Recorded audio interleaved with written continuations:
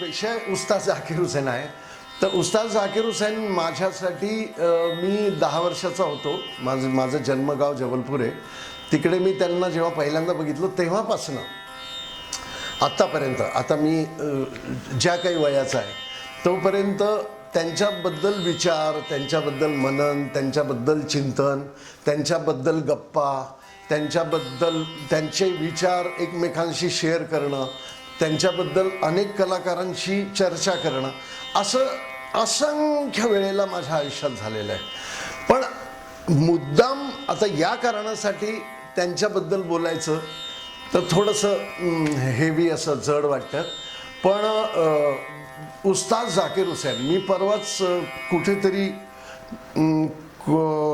कोणीतरी कोणाला तरी सांगत होतं, त्यांचं नाव लिहायचं होतं कुठल्या तरी फंक्शनसाठी, तर उस्ताद झाकीर हुसेन. तर त्यांनी सांगितलं की अरे वो ग्रॅमी अवॉर्ड विनर आणि पद्मविभूषण आणि हे पण. तर मी त्यांना म्हटलं की असे खूप कमी कलाकार असतात, खूप कमी कलाकार असतात की ज्यांच्या मागे कुठलंही विशेषण लावायची गरजच नाही आहे. म्हणजे पद्मविभूषण, पद्मश्री किंवा ग्रॅमी अवॉर्ड विनर, त्यांना अनेक वेळा डॉक्टरेट मिळाल्या वगैरे वगैरे वगैरे वगैरे. पण उस्ताद झाकीर हुसेन हे एवढं नाव इतकं इनफ आहे की त्याच्यासाठी कुठली दुसरी पदव्या किंवा म्हणजे with due respect to that all awards and everything, पण त्याची गरज वाटत नाही असं मी त्यांना म्हणत होतो. आणि मी त्यांना म्हटलं एक अजून त्याच्यामध्ये गंमत आहे की त्यांना तर उस्ताद पण आवडायचं नाही. उस्ताद लावलं की ते म्हणायचे की ये कौन है, म्हणजे ते खरंच अपसेट व्हायचे की हे उस्ताद क्या है, उस्ताद नाही झाकीर हुसेन. माझा आणि त्यांचा खूप परमेश्वर कृपेने त्यांचं मला प्रेम मिळालं. आमचा संबंध खूप जवळचा होता, खूप वर्षांचा. तर मी त्यांना म्हणायचो की आपल्या संस्कृतीमध्ये नाव घेत नाही म्हणून आपण काका, मामा किंवा बाबा, आई अशी हाक मारतो. आपल्या संस्कृतीमध्ये, संस्कारांमध्ये नाव घेत नाही. आणि तुम्ही नाव घ्यायला सांगता आणि मला ते पटत नाही, तर मग मी ते कसं करायचं. तर ते मला लगेच म्हटले की अच्छा तो जी भाई बोलो. म्हणजे त्यांना जास्त आदर दिलेला त्यांना पण खपायचा नाही. तर माझा मुद्दा हाच आहे की त्यांचं काम, त्यांचं एक नाव फक्त झाकीर हुसेन म्हटलं की तबला, म्युझिक, संगीत, कला ह्याचा संबंध हे आपल्या डोक्यामध्ये आनंदाच्या लहरी आपोआप उठू लागतात ह्या एका नावाने. आपण दुसरा आनंदाशिवाय दुसरा विचारच येत नाही. त्यांचं नाव घ्या, त्यांचा फोटो बघा, त्यांचं. आणखीन मी तुम्हाला एक गोष्ट त्यांच्याबद्दल बोलायला, तर मी सतीशला म्हटलं की काही विषय पण नको आहे की तासन तास बोलता येईल, तो काही प्रश्न नाही आहे. पण तरी मी तुम्हाला एक जाता जाता एक अजून गोष्ट सांगतो की म्हणजे फक्त मी हे म्हणत नाही, मी स्वपनदादांकडनं ऐकलं, मी उस्ताद शाहिद परवेजजींकडनं ऐकलं आत्ता या वेळेला, आणि सगळे लोक हे मान्य करतात की असा कलाकार गेल्या 200-300 वर्षात झालेला नाही. आणि हे म्हणजे अगेन मी सगळ्यांबद्दल खूप रिस्पेक्ट, सगळ्या कलाकारांचा ठेवून, कान धरून सगळ्यांबद्दल रिस्पेक्ट ठेवून, पण हे मत फक्त माझं नाही.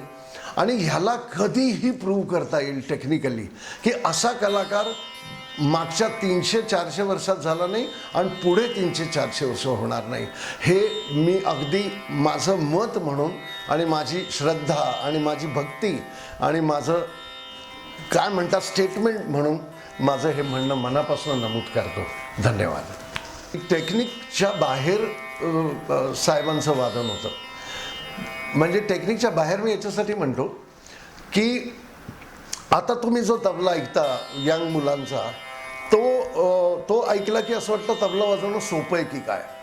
पण एक काळ असा होता, असं का वाटतं आताच्या मुलांचा तबला ऐकून की सोपं आहे की काय, हा विषय वेगळा आहे, मी कधीतरी नंतर बोलेन. पण एक काळ असा होता की एक एक अक्षरासाठी एक एक उस्ताद किंवा एक एक पंडित होते की बाबा नादे दिना ऐकायचं असेल तर अनोखे लालजी का नादे दिना सुनो, तिरकीट आणि तिहाइया आणि गणित क्लिष्ट वादन असं कोणाचंच नाही, ते उस्ताद अल्लाह खान साहेब. उपज अंग, धमार, ऑड ताल ह्याच्यासाठी पंडित केशव महाराजजी, काही तसंच धीरधीर नादेदिना किंवा काही गोष्टींसाठी पंडित शांताप्रसादजी. तर माझा म्हणण्याचा अर्थ हा आहे की असे एकेका अक्षरासाठी एक वैशिष्ट्य, म्हणजे बाकी तबला ते अप्रतिम ते मोठे मोठे कलाकार, खूप मोठे उस्ताद आणि पंडित होते, त्याबद्दल प्रश्न नाही. आपण त्यांची ओळख लोक आठवण काढायचे ते विशिष्ट एका अक्षरांसाठी. हे उस्ताद झाकीर हुसेन यांना मी जेव्हापासून माझ्या वयाच्या 10व्या वर्षापासून ऐकतोय किंवा बघतोय, तर मी आत्तापर्यंत मी जे ऐकलंय त्यांना कुठलीच एक गोष्ट त्यांचं वैशिष्ट्य नव्हतं तबला वादनामध्ये, म्युझिकमध्ये. म्हणजे सगळी अक्षरं त्यांच्या हातात होती, सगळी अक्षरं. म्हणजे कुठल्याही घराण्याचं अक्षर घ्या, त्यांना ते लीलया वाजवायचे. त्याच्यात त्यांना काही असं वाटायचं नाही की मी काही वेगळं करतोय.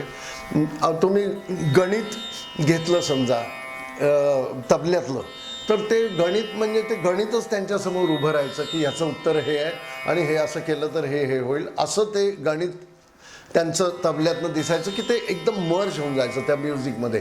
गणित आहे हे कळायचं पण नाही, पण ज्यांना थोडं गणित कळेल तो वेडा होईल की बापरे हे कसं केलंय हे. म्हणजे असे उपज इम्प्रोव्हायझेशन्सला तर काही अर्थच नव्हता, म्हणजे इन व्हेरी गुड सेन्स. कारण की इतका इम्प्रोव्हाइज्ड असं इम्प्रोव्हायझेशन मी कधी इमॅजिन नव्हतं केलं, म्हणजे नाही केलं की असं आपण त्यावेळेला. मी त्यांना इतक्या वेगळ्या कॉम्बिनेशन्स बरोबर ऐकलं आहे. पंडित बिरजू महाराजजी, पंडित शिवकुमार शर्मा, तुम्हाला नावं सांगायची गरज नाही. साऊथमधले सगळे, वेस्टमधले सगळे, जॅझमधले सगळे. आणि तुम्हाला असं वाटेल की हे वर्षोनवर्ष त्यांच्याबरोबर रोज सकाळ संध्याकाळ वाजवत आहेत. आणि पण तिथल्या तिथे ते जे काय करायचे ते दैवी होतं आणि तो देवच होता, देवच आहे तबल्यातले. याबद्दल मला काही दुमत नाही आहे. त्याच्यामुळे टेक्निकली म्हटलं तर सगळं टेक्निक, असं टेक्निक आणि इथे उस्ताद झाकीर हुसेन, असं एक समीकरण टेक्निकच्या बाबतीत त्यांच्या बाबतीत सांगता येईल. हो, मी एकदा त्यांना विचारलं होतं की तुम्ही, मला तुमच्याबद्दल इंटरेस्ट आहे, तुम्ही पर्सनली रियाज किती करता. कारण की मी ज्या लोकांबरोबर साथी केल्या आणि त्यांच्याबरोबर ट्रॅव्हल केलं, त्यांच्याबरोबर प्रवास केले, कार्यक्रम केले, टूर केले, त्याच्यामध्ये पंडित हरिप्रसाद चौरसिया, पंडित शिवकुमार शर्मा, पंडित बिरजू महाराजजी, पंडित जसराजजी, या लोकांबरोबर मी अनेक वर्ष, मला त्यांच्याबरोबर प्रवासाचा, त्यांच्या साथ संगतीचा, गप्पांचा खूप योग आला. तर सगळ्यांचं एका बाबतीत एकमत होतं की झाकीर को कभी रियाज करते हुए नहीं देखा.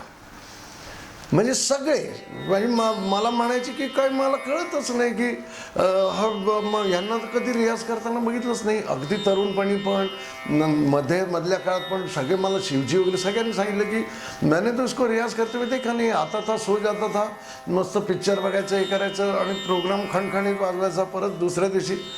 तर मला हा प्रश्न होता, म्हणून मी त्यांना विचारलं होतं की तुमचा पर्सनली रियाज तुम्ही किती केला आणि कसा केला आहे.